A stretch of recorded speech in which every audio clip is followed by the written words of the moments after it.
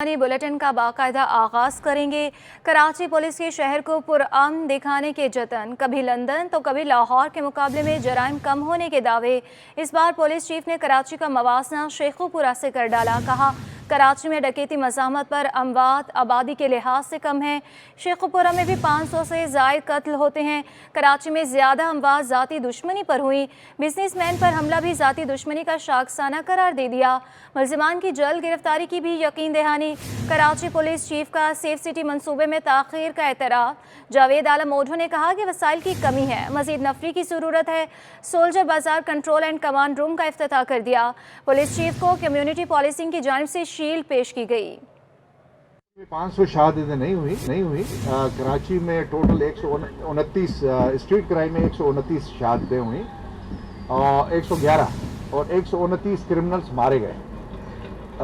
जो total crime है murders का वो 500 प्लस है। लेकिन 2.5 करोड़ की आबादी में अगर आप ये कंपेयर करेंगे ना, तो शेखुपुरा जैसा जो ज़िला है उसमें भी 500 से ज़्यादा मर्डर्स होते हैं। कराची, मैं यही कहता हूँ कि कराची के इम्प्रेशन और इमेज को हमने बेहतर करना है। अगर ये 18 लाख 20 लाख के डिस्ट्रिक्ट का भी मर्डर रेट जो है 500 से ज़्यादा है और इसकी जगह 2.5 करोड़ की आबादी में भी ये 500 है, तो पर कैपिटा वाइज बहुत ही कम है। और मर्डर्स हुए वो पुरानी दुश्मनियां हैं जो अप कंट्री से लोग अपने साथ ले आए। यहाँ पे परमानेंट रहने वालों की दुश्मनियां नहीं। एडिशनल आईजी जावेद आलम ओढो के दीगर शहरों से कराची में क्राइम कम करने के बयान पर शहरी कहते हैं, एडिशनल आईजी दफ्तर से बाहर निकले तो शहर का इल्म हो। शहर का कोई इलाका ऐसा नहीं जो स्ट्रीट क्रिमिनल से महफूज है। योमिया सैकड़ों वारदातें पुलिस रवैये के बाइस रिपोर्ट ही नहीं होती। शहर में दिन ब दिन क्राइम बढ़ रहा है। इस पर तफसीलात जान लेते हैं अपने नुमाइंदे जावेद कायम खानी से। जावेद, बताइएगा। जी, एक जानिब शहर कायद में बढ़ते स्ट्रीट क्राइम और दूसरी जानिब शहर के जो चीफ पुलिस हैं उनका बयान कि कराची में दीगर शहरों की निस्बत जो है वो क्राइम रेशो कम है। लेकिन अगर हम फील्ड में देखें, जाकर शहरियों से बात करें, और अगर आदाद अफराद ऐसे हैं कमोबेश जो डकैती के दौरान मुज़ाहमत पर मुल्जिमान की फायरिंग से ज़ख्मी हुए, और अगर टारगेट वाक़यात देखे जाए तो मंगूपीर कस्बा और एक जो है वो शारा पर जो है वो वाक़या पेश आया। 3 टारगेट किलिंग के वाक़यात थे जिनमें जो है वो लुकमा अजल बने। एडिशनल आईजी कहते हैं कि कराची के अंदर स्ट्रीट क्राइम बल्कि ज़ाती दुश्मनियों पर जो है वो जाने जाती हैं। शहरी यहाँ पर बहुत तादाद में मौजूद हैं। इन्हीं से जानते हैं आखिर ग्राउंड रियलिटी क्या है, आखिर आम आवाम में आए तो तब आपको पता लगेगा। दूसरी बात ये, कराची की एक बदकिस्मती क्या है कि यहाँ पे 90% केसेस तो रिपोर्ट ही नहीं होते ना। आम आदमी थाने जाता है तो उस बेचारे को दरख्वास्त बनाओ तो फलाना करो ढिमकाना करो, तो एफआईआर तो दर्ज ही नहीं होती। तो वो अपने हिसाब से तो ठीक कह रहे हैं। ये 10% की बुनियाद पे वो बात कर रहे हैं, 90% की बुनियाद पे नहीं कर रहे हैं। वारदात, और शहर में अगर आदाद शुमार देखें तो यौमिया 200 से ज़ायद वारदातें रिपोर्ट होती हैं। यानी कि वो अगर 90% और 10% को देखें तो ग्राफ जो है वो कहीं एक दिन में ही जो है 1000 की तादाद पे जा सकता है। मजीद इनसे जानते हुए बताएं कि स्ट्रीट क्राइम जो है वो क्रिमिनल्स नहीं देखते कि कौन आ रहा है और कौन जा रहा है, गली कौन सी है, चौराहा कौन सा है, और आते हैं दन हुए। बात ये है कि हमारे लोग जो हैं वो जाते नहीं हैं थानों की तरफ, इसलिए नहीं जाते कि उनको नए चक्कर में फंसा दिया जाता है। रिसेंटली मैं आपको पूरे कराची की तो खैर बहुत ज़्यादा क्रिमिनल्स हैं, हम अपने इलाके की बात आपको बताते हैं। रिसेंटली हमारे इलाके में ये दुकानें सामने इनके ताले टूटे, इनके अंदर से भी चीज़ें गई हैं, और ये भी दोषों की जानिब से ही जो है वो मुल्जिमान आते हैं और उन्हीं की सरपरस्ती हासिल होती है, और फिर थाना जात और फिर जिम्मेदारी यकीनी तौर पर हर थानेदार की है कि उसके इलाके के अंदर जो है वो अगर कोई जान जाती है तो उसका जिम्मेदार है। और शहर में जो स्ट्रीट क्राइम की वारदातें यकीनी तौर पर दीगर अगर शहरों से मसलत करें तो वो रिपोर्ट कम होती हैं, इसलिए जो है वह एक फ़र्क दिखाई नहीं देता। और पुलिस बयान से और एडिशनल आईजी साहब के उस बयान से जो है वो खफा दिखाई दे रहे हैं और कहने कि क्राइम कंट्रोल करना एडिशनल आईजी साहब की ही जिम्मेदारी, ये सिर्फ बयान की नहीं।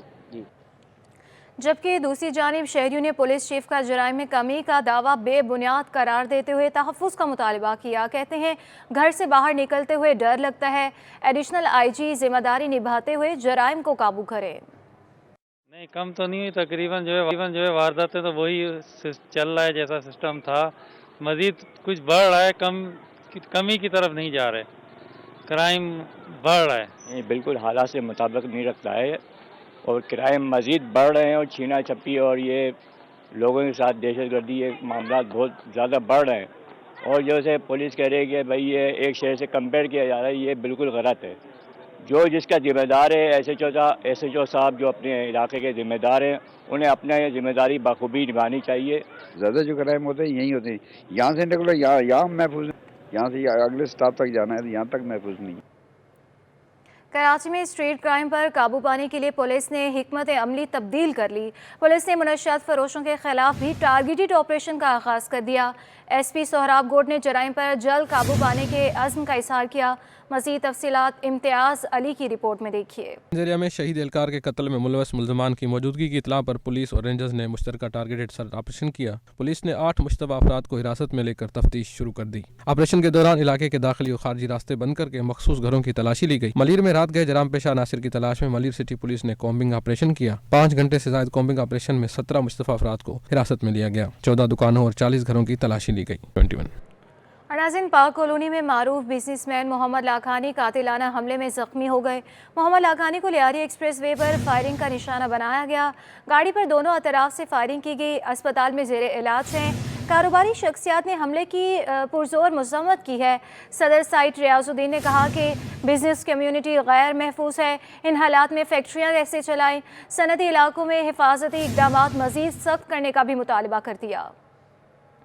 मारूफ बिल्डर बैठे हुए थे अपनी जगह पे ना, वहाँ से वाइट करोला आगे आई है उनके और पीछे लैंड क्रूज़र ब्लैक कलर की आई है। यहाँ पे आके उसने ब्रेक किया है वाइट करोला वाले ने जब ब्रेक किया उसको बिल्कुल चिपका के उसके साथ, तो पीछे कार वाला रुका है, वो उतर के आया। ड्राइवर साइड से कोई नहीं उतरा, उसके साथ से कोई उतरा था, सही आदमी था, वाइट कलर का सूट पहना हुआ था, नकाब किया हुआ था, कैप लगाया हुआ था।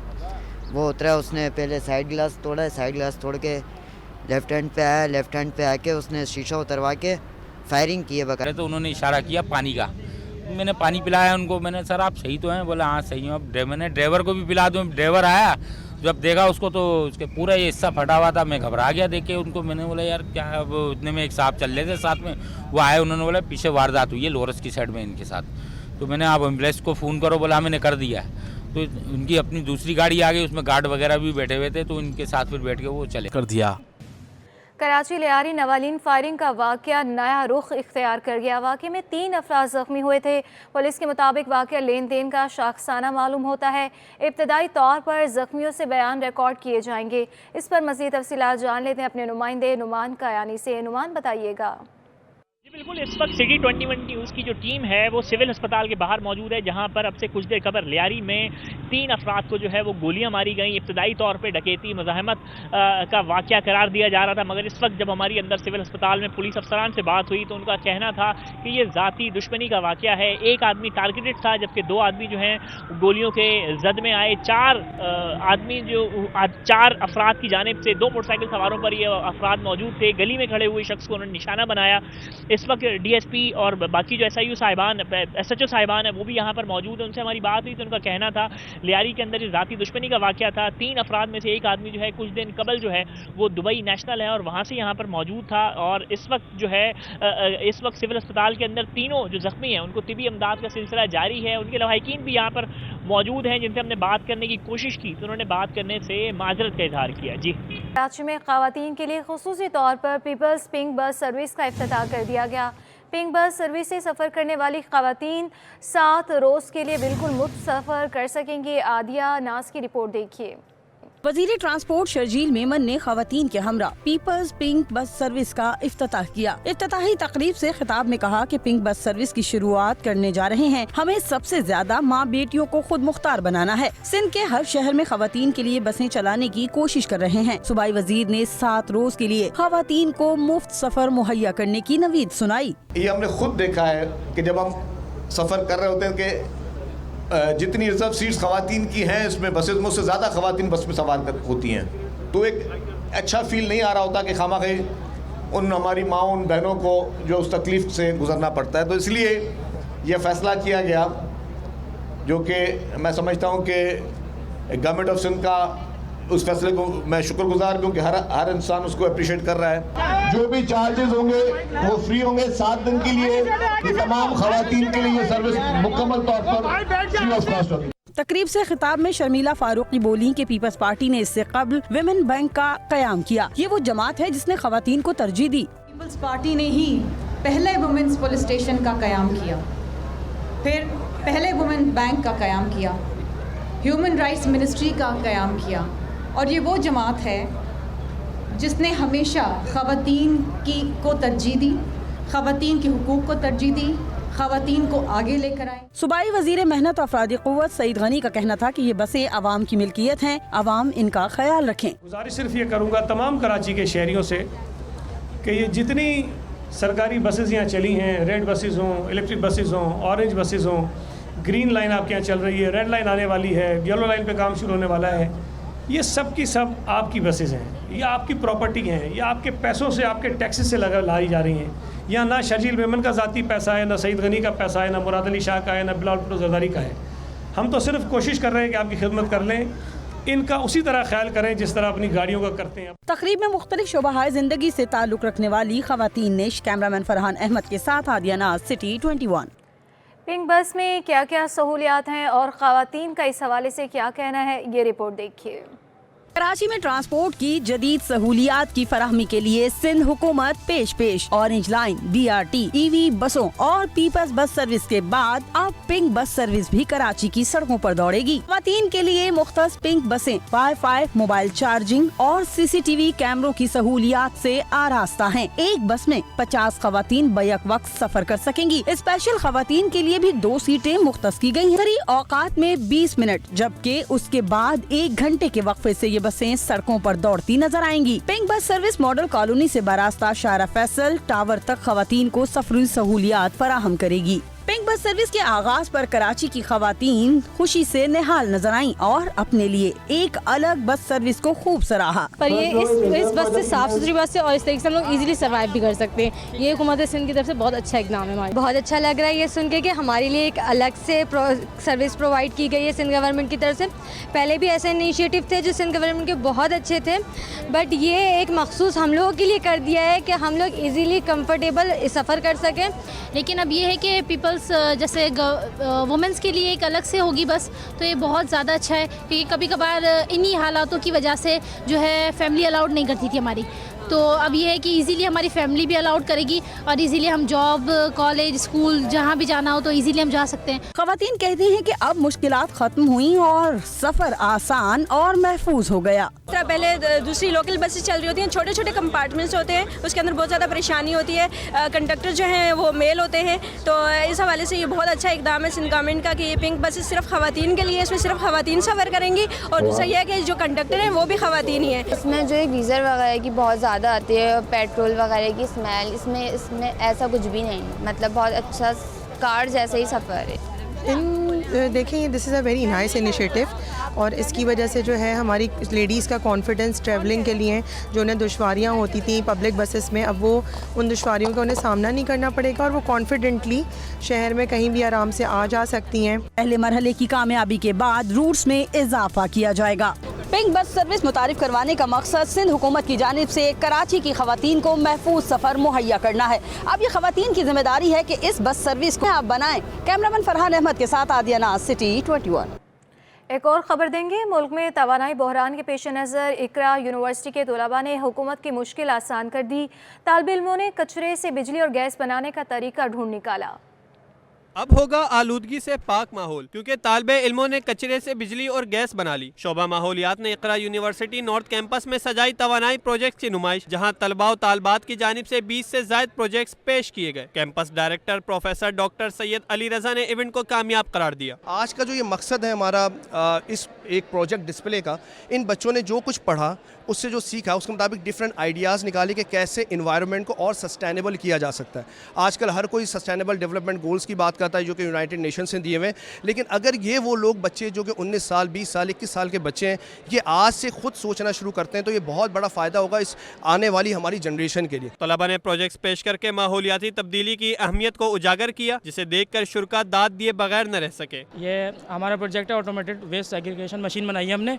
जैसे ही हम ट्रैश के कुछ भी कचरा डालेंगे ना, इसमें मेटल डाला, वेट डाला या वो अदर ऑब्जेक्ट कुछ भी डाला ना, खुद अलग करके देगा। जैसे हमें अलग करने की ज़रूरत नहीं पड़ेगी।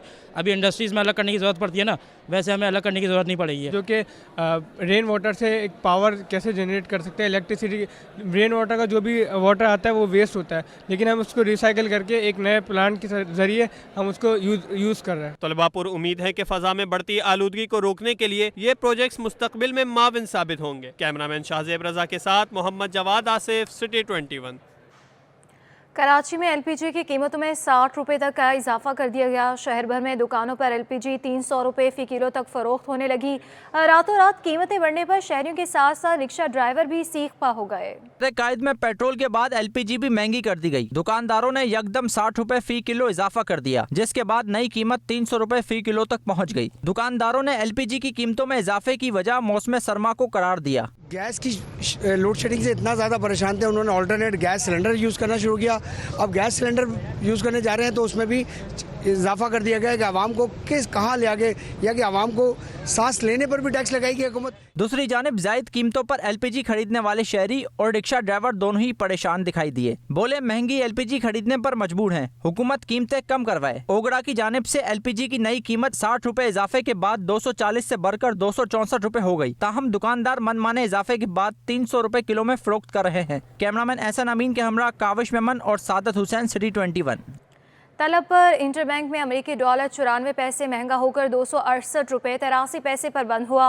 ओपन मार्केट में डॉलर 1.5 रुपये सस्ता होकर 275 रुपये का हो गया। फॉरेक्स डीलर्स का कहना है कि तलब पर रुपये की कदर में उतार चढ़ाव का रुझान जारी है। स्टेट बैंक के मुताबिक कारोबार के इख्तिताम पर इंटरबैंक में डॉलर 94 पैसे महंगा होकर 268 रुपये 83 पैसे पर बंद हुआ।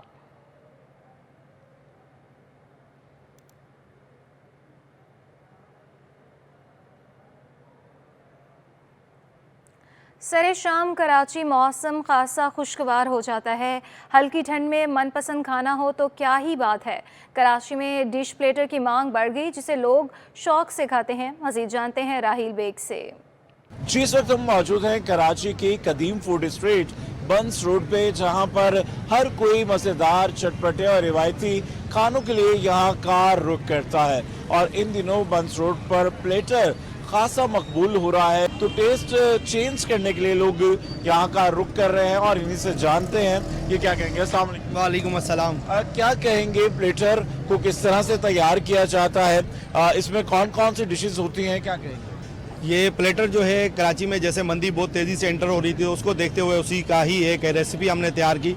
उसमें हमने जो है बारबेक्यू को स्पाइसेस के साथ जो है मटन राइस के अंदर सर्व करने का एक आइडिया हमारे जहन में आया। उसके ऊपर हमने बहुत सारा काम किया और उसके बाद हमने इसको कस्टमर के लिए 6 महीने पहले लॉन्च किया। इसके अंदर जो बारबेक्यू प्लेटर हमारे होते हैं शनवारी प्लेटर के नाम से और चरगा प्लेटर के नाम से। बिल्कुल जी, ना कि सिर्फ कराची बल्कि पाकिस्तान भर से इनका ये कहना है कि दूसरे शहरों से भी लोग इस डिश को टेस्ट करने आते हैं। प्लेटर यूं तो मंदी की तरह है, मंदी एक अरबी डिश है, मगर पाकिस्तान में मंदी भी बहुत ज़्यादा मकबूल है। मगर उसके साथ साथ बंस रोड पर मौजूद प्लेटर के लिए जो खाने के शौकीन अफराद हैं, वो उनकी तवज्जो का मरकज़ बना हुआ है। जी, और इसके साथ ही न्यूज़ स्टूडियो से फिलवक्त के लिए इतना ही।